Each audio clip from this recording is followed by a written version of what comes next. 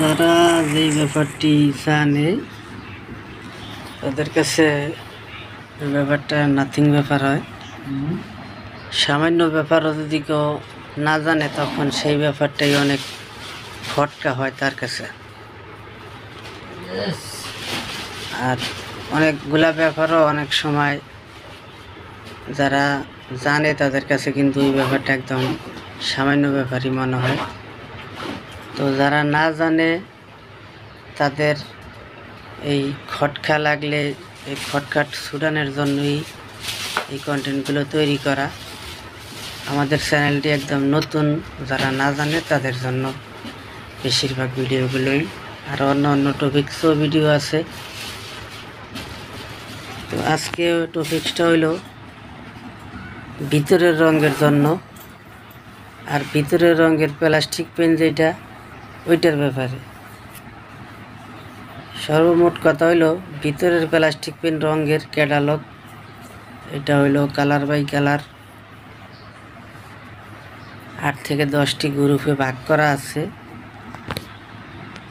তো এগুলা এই যে উপরে যে সিট কার্ডের উপরে যে লেখাটা দেখছেন ব্র্যাকেট দেওয়া, এইটাই হইল একটা গ্রুপ।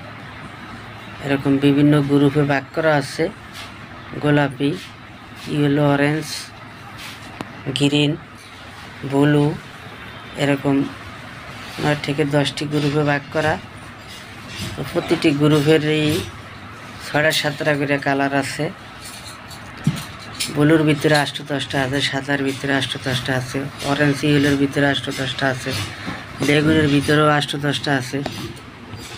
এরকম প্রতিটি কালারের ভিতরে, পিঙ্কের ভিতরেও 8-10টা কালার আছে। তো এই মোটমাট কথা হইলো একটা একটু লাইট, একটা হলো ডিপ, একটা একটু হাইট বেশি আর একটা হাইট কম। এইভাবে মিলে এই 10-12টা গ্রুপের ভিতরে, ব্লু গ্রুপের ভিতরে 9-10টা, এরকম প্রতিটা গ্রুপের ভিতরে 9-10টা করে কালার আছে। বার্জার প্লাস্টিক পেন, রবিয়াল অ্যাক্রিলিক প্লাস্টিক ইমালশন, এইটার ক্যাটালগ নিয়ে আলোচনা করছি এই কন্টেন্টটিতে। প্রতিটি কালারের নিচে কিন্তু নাম লেখা রয়েছে। আপনারা যেই কালারটি চয়েস করেন ওই কালারের নামটি লিখে নেবেন, আর ওই অনুসারে আপনারা যে কোনো কালার কিনতে পারেন। এটা হলো গ্রে গ্রুপের ভিতরে, আর এটা হলো বেগুনি গ্রুপের ভিতরে, এটা হলো পিঙ্ক গ্রুপের ভিতরে, এটা হলো গ্রিন গ্রুপের ভিতরে, এটা হলো ব্লুর ভিতরে, এই আর কি।